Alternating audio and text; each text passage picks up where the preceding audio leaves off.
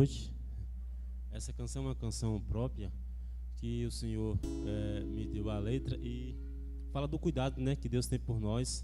E mesmo em meio à multidão, Ele sempre olha para cada um de nós individualmente. Amém? Que essa canção possa, de alguma forma, falar ao teu coração.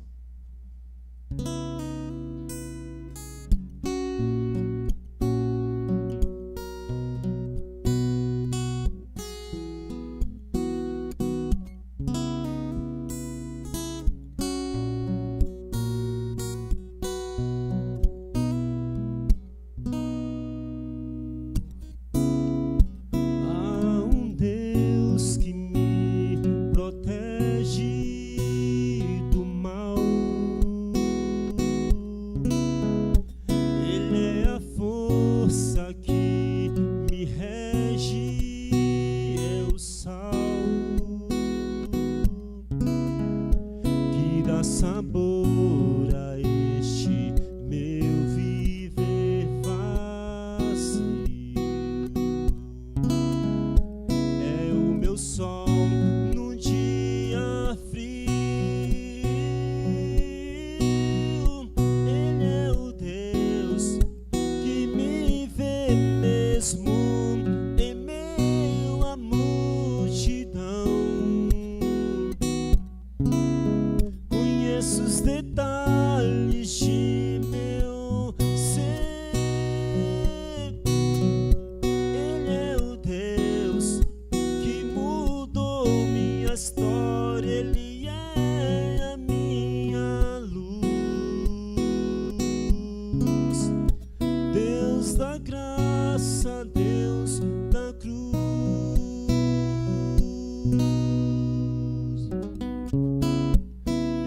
O sopro que me fez respirar. Ele é a mão que me sustenta ao lutar. Ele é o verbo, o princípio e o fim. Cordeiro que se deu por mim. Ele é o Deus que me vê mesmo em meio à multidão. Conheço os detalhes de meu ser. Ele é o Deus que mudou minha história. Ele é a minha luz. Deus da graça, Deus da cruz. Ele é o Deus que me vê mesmo em meio à multidão. Conheço os detalhes de meu ser. Ele é o Deus que mudou minha história. Ele é a minha luz. Deus da graça, Deus da cruz. Deus da glória, Deus da cruz. Deus da graça, Deus da cruz. Amém.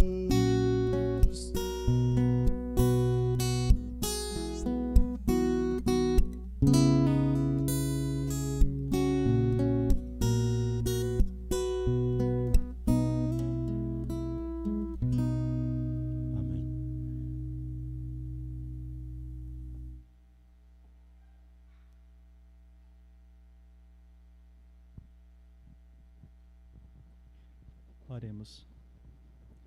Santo Deus, eterno Pai, nós agradecemos a Ti pelo privilégio que nos deu de estar na Sua casa, no Seu templo, pelo privilégio que nos deu de devolver dízimos, ofertas a Ti. pela graça que o Senhor nos concede de ouvir a sua voz através de uma linda música, de uma linda canção, e também de abrir o nosso coração e derramar a Ti louvores para adorar o Teu santo nome. Nós temos muito que agradecer e também temos muito que pedir, porque sabemos que somos completamente dependentes de Ti.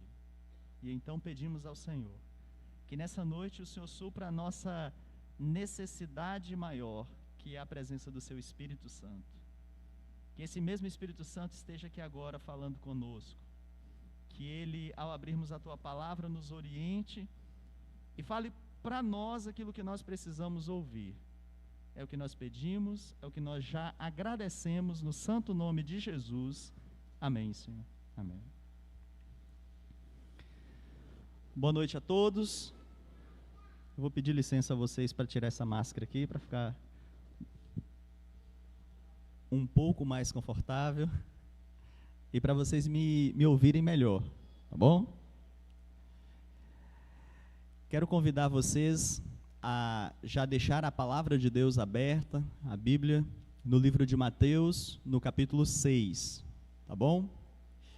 Gostaria de saudar a todos com a graça e a paz do nosso Senhor e Salvador Jesus Cristo. A você que está nos assistindo aí de casa, através do YouTube, que também, sinta-se abraçado neste momento e que a graça do Senhor Jesus esteja inundando o seu coração. Vamos abrir aí? Mateus, capítulo 6, a partir do versículo 25. E você de casa também está convidado a acompanhar a leitura bíblica. Nós vamos ler nessa noite, nós vamos meditar de forma breve e bem objetiva em um texto muito conhecido da palavra de Deus. A Bíblia é um livro repleto de histórias com fundos, com fundos morais, com lições a serem aprendidas, e também é um livro de orientação, de conselhos. E o que nós vamos ler agora é um conselho de Jesus, é uma orientação de Jesus, não é necessariamente uma história. A gente sabe que o ministério de Jesus é recheado de parábolas, de histórias, e também de muita orientação. Então o que nós vamos ler aqui é uma orientação, é um conselho de Jesus. A partir do versículo 25 até o versículo 34, eu vou ler aqui na minha Bíblia e você acompanha aí onde você está, tá bom? Diz assim: por isso vos digo, não andeis ansiosos pela vossa vida, quanto ao que haveis de comer ou beber, nem pelo vosso corpo, quanto ao que haveis de vestir. Não é a vida mais do que o alimento, e o corpo mais do que as vestes? Observai as aves do céu, não semeiam, não colhem, nem ajuntam em celeiros, contudo o vosso Pai Celeste as sustenta. Porventura, não valeis vós muito mais do que as aves? Qual de vós, por ansioso que esteja, pode acrescentar um côvado ao curso da vossa vida? E por que andais ansiosos quanto ao vestuário? Considerai como crescem os lírios do campo. Eles não trabalham nem fiam. Eu, contudo, vos afirmo que nem Salomão, em toda a sua glória, se vestiu como qualquer deles. Ora, se Deus veste assim a erva do campo, que hoje existe e amanhã é lançada no forno, quanto mais a vós outros, homens de pequena fé. Portanto, não vos inquieteis dizendo, que comeremos, que beberemos, ou que nos vestiremos, com que nos vestiremos? Porque os gentios é que procuram todas essas coisas, pois vosso Pai Celeste sabe que necessitais de todas elas. Buscai, pois, em primeiro lugar o seu reino e a sua justiça, e todas as coisas vos serão acrescentadas. E o último versículo diz assim: portanto, não vos inquieteis com o dia de amanhã, pois amanhã trará os seus cuidados. Basta ao seu dia o seu próprio mal. Irmãos, um instituto muito conceituado e famoso chamado Ipsos, o terceiro maior do mundo, quando o assunto é pesquisa e inteligência de mercado, fez uma pesquisa esse ano, no final de março e início de abril. Eles fizeram uma pesquisa, e essa pesquisa foi feita em 28 países, inclusive o Brasil estava incluído nessa pesquisa. E a pergunta dessa pesquisa foi: qual é a maior preocupação do ser humano hoje? Qual é a maior preocupação do ser humano hoje? Ou quais são as maiores preocupações do ser humano hoje? Se eu fizesse essa pergunta aqui nessa noite, eu creio que ela revelaria o mesmo resultado que o Instituto alcançou. Se eu perguntasse para você agora, qual é a sua maior preocupação hoje? Eu não precisava nem pegar a resposta de vocês, porque vocês já responderam. Sabe por quê? A máscara de vocês já está respondendo. A sua máscara já é uma resposta. Qual a maior preocupação do ser humano hoje? Hã? Qual é a maior preocupação do ser humano hoje? Covid-19. E o Ipsos, né, recebeu esse dado. A maior preocupação do ser humano hoje, no ano de 2021, no final do mês de março, início do mês de abril, é a Covid-19. Essa é a maior preocupação do ser humano. Qual você acha que é a segunda maior preocupação do ser humano hoje? O desemprego é a terceira. O desemprego é a terceira. A pobreza é a quarta. A pobreza é a quarta. A violência e a segurança é a quinta. E a segunda é o acesso aos serviços de saúde. A primeira é o Covid, e a segunda, os acessos aos serviços de saúde. Então, essas são as 5 maiores preocupações do ser humano hoje. Não só aqui no Brasil, no mundo todo.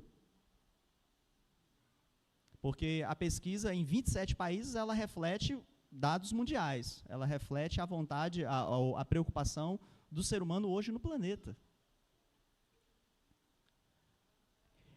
Nesse texto que nós lemos, Jesus começa orientando o povo, porque esse discurso aqui de Jesus, esse texto que nós lemos aqui, ele é só uma parte de um grande sermão que Jesus pregou, chamado Sermão do Monte, né? E nesse ponto aqui do sermão, Jesus separou esse sermão em partes, e essa aqui é apenas uma dessas partes. E ele começa essa sessão do sermão orientando o povo a não estar como? Ansiosos. Agora, eu gostaria de começar, né, porque o texto fala muita coisa, mas eu gostaria de começar aqui falando para você o que o texto não fala, porque às vezes a gente ouve tanta coisa, né, as pessoas falam tantas coisas, a gente ouve muita coisa, às vezes a gente ouve muita coisa, pondera, pensa, e muitas coisas a gente nem responde, né, porque sabe que se você responder vai gerar polêmica, né. Esse versículo aqui diz que você não precisa estar preocupado com a sua vida. Ele diz que você não deve eu acho que a palavra não é nem preocupar, né? Você não deve dar importância à sua vida. Esse primeiro verso aqui, o versículo 25, diz isso. Olha aí na sua Bíblia o versículo 25, novamente. Por isso eu vos digo, não andeis ansiosos pela vossa vida quanto ao que haveis de comer ou beber, nem pelo vosso corpo, quanto ao que haveis de vestir.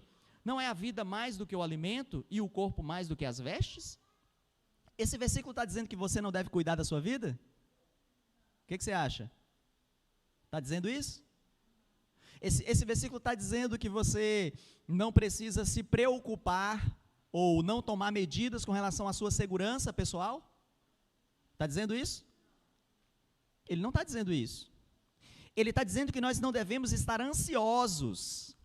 E o que é estar ansioso, irmãos? Ansiedade é uma doença? Sim ou não? Também é uma doença. Mas toda pessoa que está com ansiedade está doente? Hã? Não. Se você vai viajar amanhã, é natural que hoje você fique ansioso pela viagem que você vai fazer amanhã. É natural. Imagina aí que você vai fazer uma viagem para um local que você gosta muito. Você quer que chegue logo ou não? Você quer que chegue logo, né? Olha, no final do ano a gente sempre costuma dar uma saída no período do Natal. O período do Réveillon é muito tumultuado, muita gente viajando, e a gente prefere o período do Natal, que é mais tranquilo.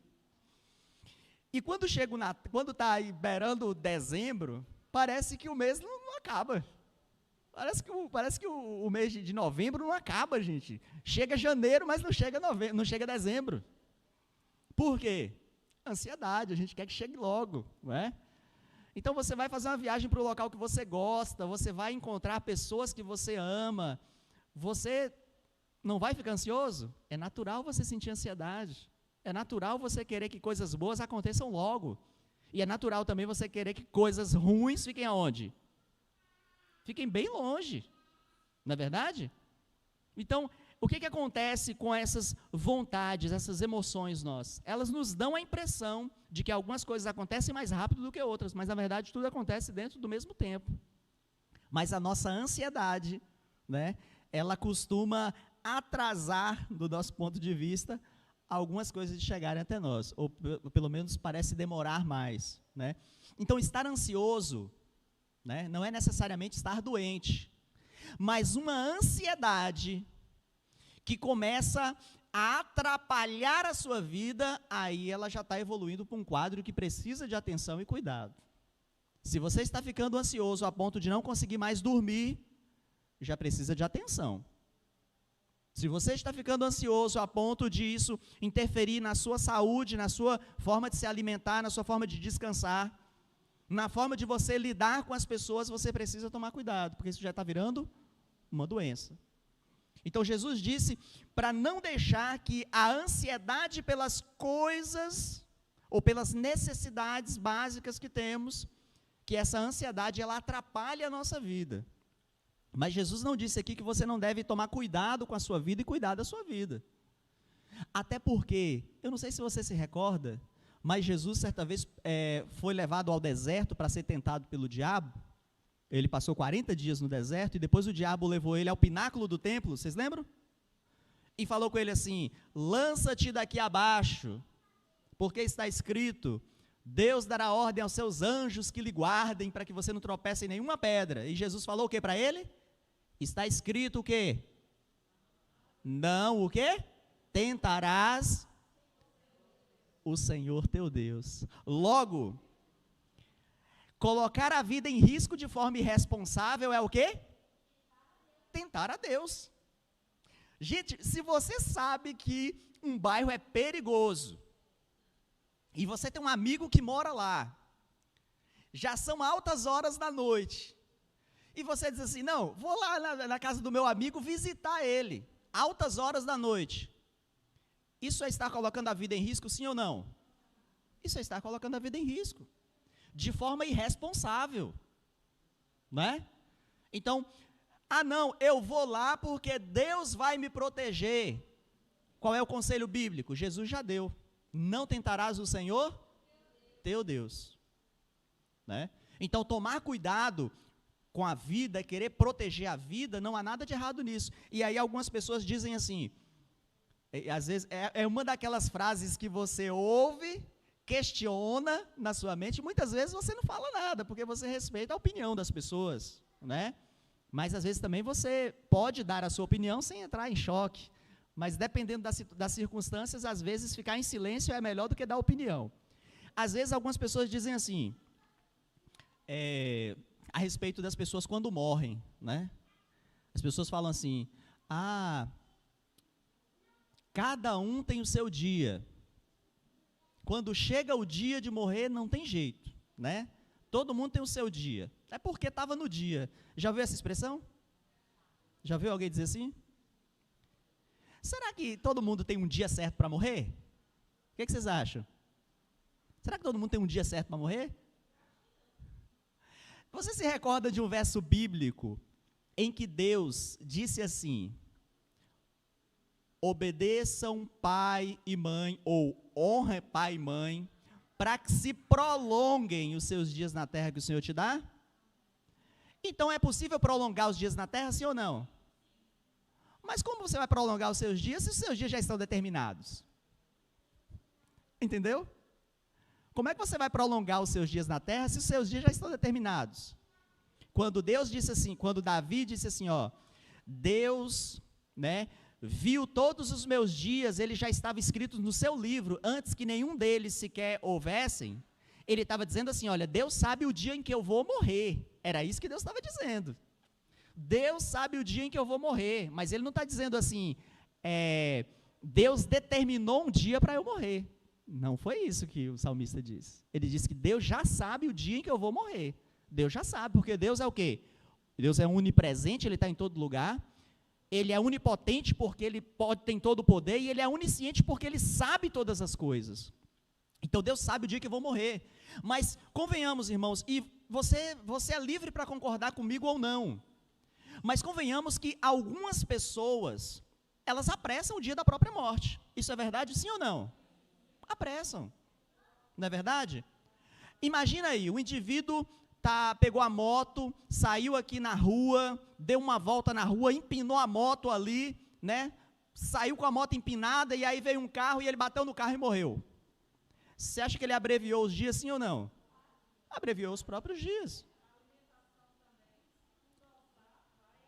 Não é, minha irmã? Se a gente não cuida da alimentação, não tem uma alimentação mais saudável, mais regular, não estamos colocando em risco a nossa própria saúde e, consequentemente, a nossa vida?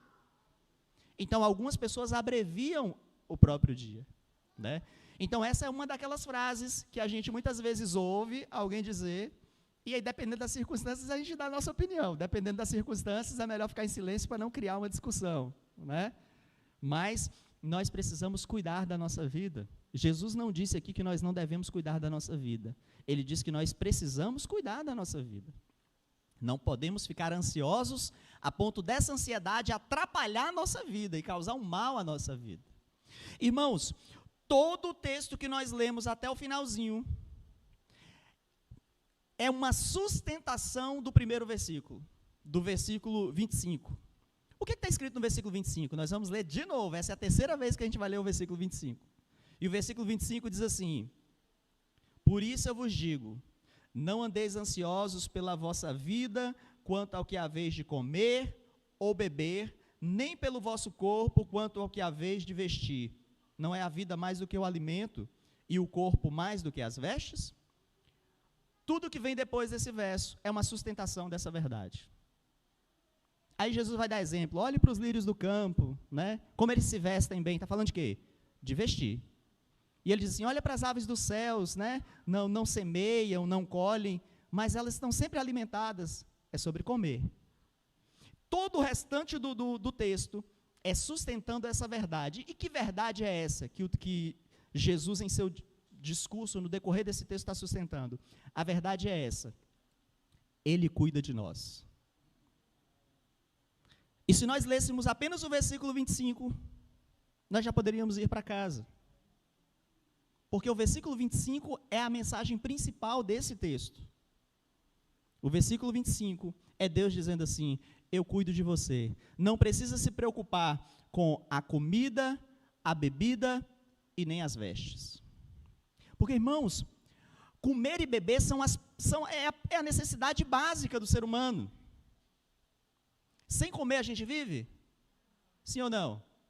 Não, a gente não vive. Sem beber a gente vive? Não. E aí a pergunta é, você é alguém que se preocupa com a comida e com a bebida, sim ou não? Hã? Eu senti um certo medo na resposta agora. Aí é que está a pegadinha, né?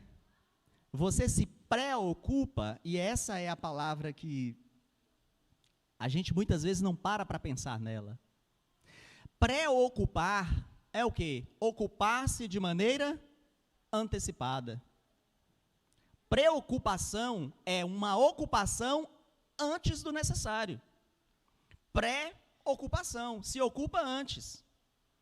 Então, você se preocupa por causa da alimentação, do bebê e do comer, com a sua alimentação, você se preocupa, ou seja, você está se ocupando hoje com o que você vai se alimentar amanhã, ou daqui a um mês, ou daqui a 3 meses, ou daqui a um ano, você está se preocupando, não é tomar providências, é se preocupar, é você perder o sono hoje, pelo amanhã, que ainda nem chegou. Essa é a pergunta. Está acontecendo isso com você? Porque você volta para a pesquisa lá. A maior preocupação do brasileiro é o quê? É a Covid-19. A segunda é o quê? O acesso aos recursos da saúde. Mas a terceira é o quê? O desemprego. Então, hoje, a terceira maior preocupação do ser humano é estar desempregado. E estar desempregado culmina em quê? A alimentação vai faltar, não é isso?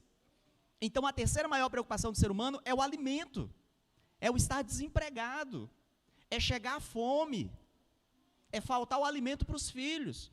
Essa é a terceira maior preocupação do ser humano. Mas Jesus está dizendo nesse versículo aqui o quê? Não esteja ansioso, não se preocupe com o alimento. Mas por que Jesus está dizendo isso? Imagina aí, você está com a dívida de R$1.000, alguém chega para você, bate no seu ombro e diz assim, não se preocupe com essa dívida que você tem de R$1.000, o que você conclui? Que a pessoa vai pagar para você a dívida, não é isso? Pelo menos eu entenderia isso. Se você está ali na fila do banco, né, com muita pressa, e alguém chega do seu lado e fala assim, você está com um boleto para pagar aí, não precisa se preocupar mais, você entende o quê? Que a pessoa vai pagar para você, né? Quando alguém diz para você, não se preocupe com o problema que você tem, você entende que a pessoa tem a solução para o seu problema. E se Jesus, nesse verso, diz para você, não se preocupe com o que você tem para comprar, é porque ele tem a solução. É porque ele tem a solução. Se Jesus diz que nós não devemos nos preocupar com comer e o bebê, é porque ele tem a solução para esse problema. É porque ele tem a solução para esse quesito da nossa vida. A pergunta é, Jesus tem a solução para esse problema? Jesus tem a solução para esse problema? E aí eu vou recordar uma história. Eu falei que a Bíblia tem ensinamentos, né, orientações, e a Bíblia tem histórias. Eu vou relembrar um momento da história da vida de Jesus. Jesus estava pregando para um grupo de pessoas, e aí chegou a tarde, essas pessoas estavam com muita fome, e os discípulos disseram assim, Senhor, dispensa esse povo para ir embora, para comprar alimento. E Jesus disse o quê? Dá-lhes de comer. E eles disseram, Senhor, mas é muita gente. A gente não tem, nem se tivesse aqui, não sei quanto, uma quantidade de alimento lá que ele falou, não seria suficiente para alimentar todo mundo. E aí Jesus perguntou, e o que é que tem aí? Ah, tem 5 pães aqui, 2 peixinhos. E aí Jesus disse o que para os discípulos? Reparta nos cestos e sirva as pessoas. E quando foi servir as pessoas, o alimento se multiplicou e deu para alimentar todas as pessoas que estavam ali e ainda sobrou uma quantidade grande de alimento. Jesus multiplicou o alimento. Deixa eu perguntar uma coisa para você. Os discípulos estavam preocupados com o alimento, sim ou não? Estavam preocupados. Jesus resolveu o problema do alimento, sim ou não? Sim, Jesus resolveu o problema. Em um outro momento, irmãos, Os cobradores do imposto do templo vieram até Jesus e Pedro e perguntaram para Pedro: Pedro, seu mestre não vai pagar o imposto das 2 dracmas, aquele imposto lá do templo, para a manutenção do templo? E aí Pedro falou: não, ele paga sim. E aí Jesus disse para ele assim: mas Pedro, eu não preciso, eu sou o Messias, eu não preciso pagar esse imposto. Mas para não escandalizarmos, para não criar problema, vai lá, joga o anzol lá no rio, né, ou no mar, não recordo. E aí o primeiro peixe que você pegar, você vai abrir a boca do peixe, e dentro da boca do peixe você vai achar uma moeda de 1 estáter. E você vai pegar essa moeda e vai pagar o preço do imposto por você e por mim, porque a moeda é suficiente para pagar por nós dois. Pedro foi lá, pescou o peixe, abriu a boca do peixe e tinha o que dentro da boca do peixe? Dinheiro dentro da boca do peixe, irmão. Sabe o que Deus estava dizendo? Pedro, não se preocupe. Só que, irmãos, que para Pedro foi preciso fazer o quê? Pegar o anzolzinho dele, ir lá no barco, ir lá para o mar, jogar o anzol e pescar. Essa foi a parte dele. Vocês lembram que os discípulos tinham pescado a noite toda e não pegaram nada, e Jesus falou assim, ó, joga a rede mais uma vez, e eles jogaram e a rede veio o quê? Cheia de peixes. Jesus estava dizendo o que para aqueles homens? Não se preocupem. Sabe o que Jesus está dizendo para você nessa noite, irmão? Não se preocupe. Jesus está dizendo para você, meu irmão, minha irmã, não se preocupe. Ele está dizendo para você, não fique ansiosa com a conta que tem para pagar. Não fique ansiosa com o alimento que tem para comprar. Ele está dizendo para você, pegue o seu anzol, entre no barco e vá pescar. É isso que ele está dizendo para você, meu irmão. Agora, o peixe é por conta dele. É isso que ele está dizendo. Ele está dizendo assim, olha, deixa por minha conta. Eu só preciso que você me ouça, me obedeça e vá em frente, porque eu tomo conta de você. É isso que ele está dizendo. Não precisa perder o sono. Irmãos, a nossa maior dificuldade é confiar. A nossa maior dificuldade é confiar. A nossa maior dificuldade é a fé. Essa é a nossa maior dificuldade. Eu dei estudo para um rapaz e ele estava desempregado. E a gente deu estudo para ele um tempo, ele desempregado, mas ele nunca passou fome porque estava desempregado.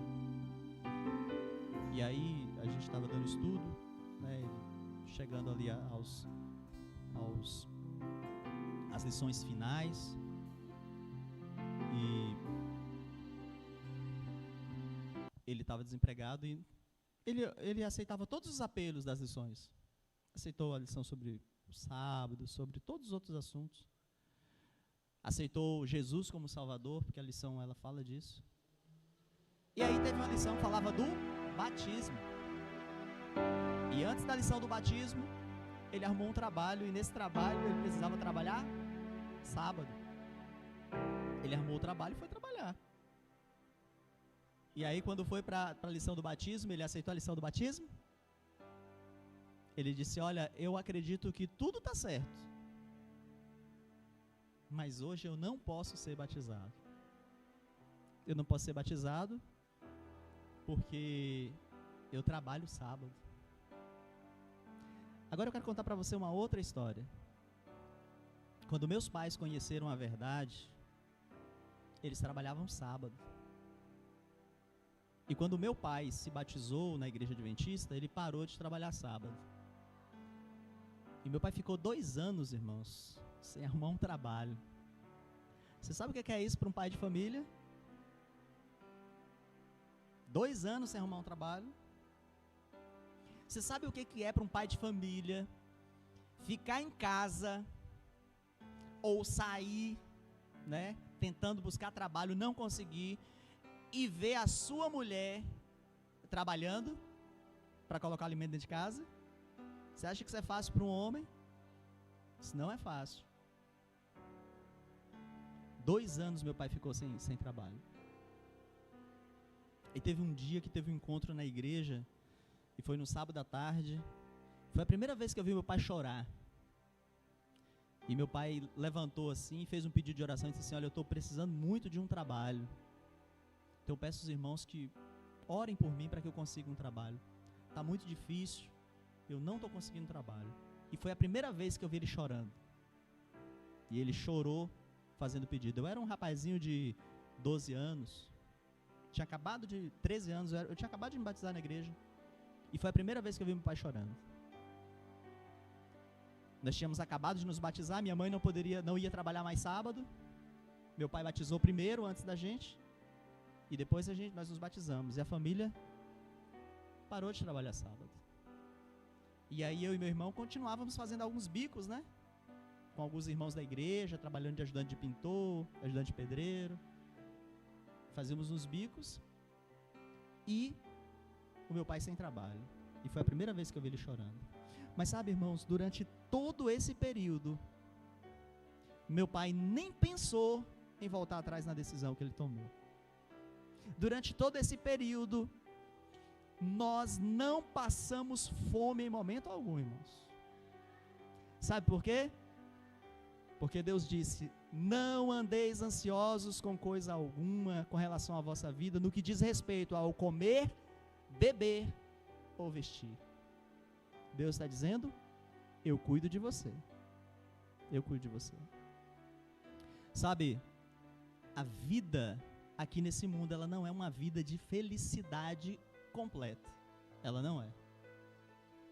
Seus parentes vão adoecer, alguns deles vão morrer. Você e eu, nós vamos envelhecer e vamos morrer. Mas a promessa que Jesus dá para nós é: eu te dou a vida eterna. Essa é a promessa que Ele dá. Pare e pense comigo. Qual seria o sentido da vida se Deus nos mantesse aqui, vivos e idosos? Porque à medida que a gente vai ficando idoso, a gente vai perdendo as capacidades. Dificilmente você vai ver alguém de 100 anos que se locomove por conta própria. Dificilmente você vai ver alguém de 100 anos que não tem problemas estomacais. Dificilmente você vai ver alguém acima de 80 anos que pode se dizer que tem uma boa qualidade de vida. Aí eu pergunto para você, qual seria o sentido da vida se Deus preservasse-nos com longevidade e uma vida, desculpe a expressão, irmãos, desculpa a expressão, eu sei que é grosseira, mas eu acho que é a mais completa para o Estado quando nós nos envelhecemos. Uma vida miserável, no sentido de que estaremos sofrendo. E muito. Então, eu sei, irmãos, que quando alguém adoece, qual é a nossa vontade? O que a gente pede para Deus, irmãos, quando um parente adoece? Cura, Senhor. Não é esse o desejo do nosso coração? Senhor, cura. Esse é o desejo do nosso coração, nós queremos que Deus cure. Mas, irmãos, pense na vida da pessoa. Pense como vai ser a vida da pessoa ao longo dos anos, à medida que ela vai envelhecendo. Mais cedo ou mais tarde, nós passaremos por essa mesma situação. Mais cedo ou mais tarde, nós iremos morrer. Mais cedo ou mais tarde, nós iremos morrer. Mas tenha certeza de uma coisa: Deus vai cuidar de você. Deus vai cuidar dos seus. Ele vai cuidar. Porque Ele disse o quê? Não precisa ficar ansioso. Não precisa ficar ansiosa. Eu cuido de você. Deus quer te dar, irmão, não é uma vidinha de 100 anos. Deus quer dar para você e para mim, não é uma vidinha dessa aqui que você dá uma topada na pedra, arranca a unha e chora de dor. Não, não é essa vida que Deus quer dar para você. Deus quer dar para você a eternidade, irmãos. E a gente ainda não sabe o que é isso. A gente só vai saber o que é completamente isso quando a gente estiver lá.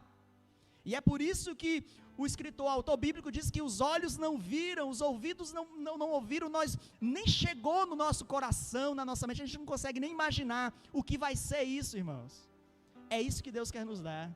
E essa garantia, ele diz: todo aquele que morrer e crer em mim, viverá. E é essa certeza que Deus quer nos dar. Deus está dizendo: não se preocupe com a sua vida nesse sentido. Essa vida vai passar, irmãos. Essa vida vai passar, mas enquanto ela não passa, coloque sua vida nas mãos do Senhor, porque o mais Ele fará. Entregue a sua vida nas mãos do Senhor. Não se preocupe com o amanhã. Não se preocupe com o amanhã, porque o amanhã Deus já tomou em suas mãos. Não precisa se preocupar com o alimento de amanhã, porque Deus vai prover. Não precisa se preocupar com a roupa de amanhã, porque Ele vai prover. Ele veste os lírios, Ele cuida das aves, e você vale mais do que um pardal ou do que uma andorinha. Ele cuida de você. Ele cuida de você e Ele toma nos seus braços. E Ele quer dar para você a eternidade. Sabe, irmãos, quando essa vida passar, Jesus vai voltar. E eu digo quando essa vida passar porque ou nós morremos e nos encontraremos com Ele, ou Ele volta enquanto estivermos vivos e nos encontraremos com Ele. E Ele vai olhar para você e vai dizer assim: filho, filha, que bom que você confiou em mim. Que bom que você me aguardou, que bom que você esperou, que bom que você foi fiel, que bom que você permaneceu. E como você confiou em mim, eu vim para dar para você aquilo que eu prometi que eu daria para você, a eternidade. Quantos gostariam de aceitar a eternidade que Deus está oferecendo hoje? Amém, amém, meu irmão. Deus seja louvado. Samuel vai cantar a música e logo depois eu quero orar por você. Enquanto ele canta, coloque sua vida nas mãos do Senhor. Confirme a entrega que você já fez do seu coração nas mãos dele, porque tem certeza, ele tem cuidado de nós e ele sempre irá cuidar de você.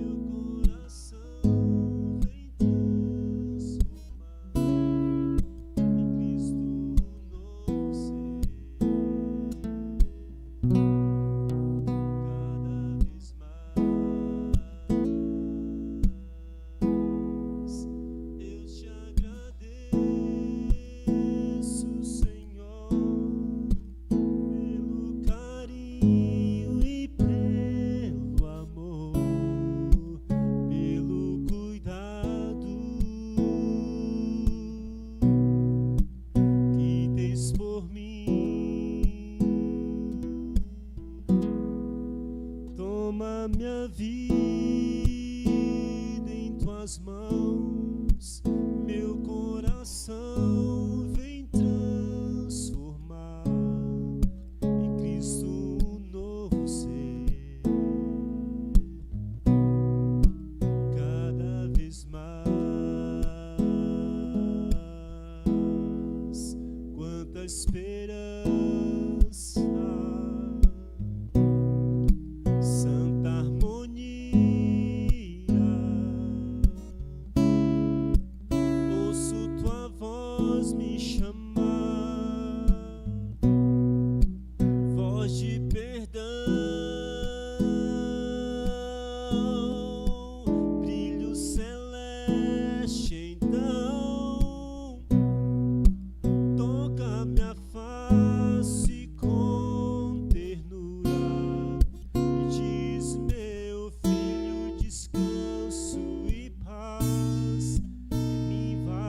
achar. Cristo te amo, tu és minha luz.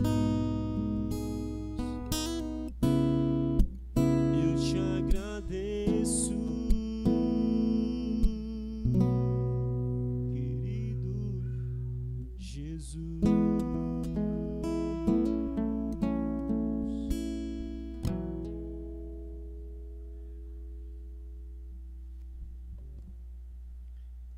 Vamos ficar de pés, vamos orar.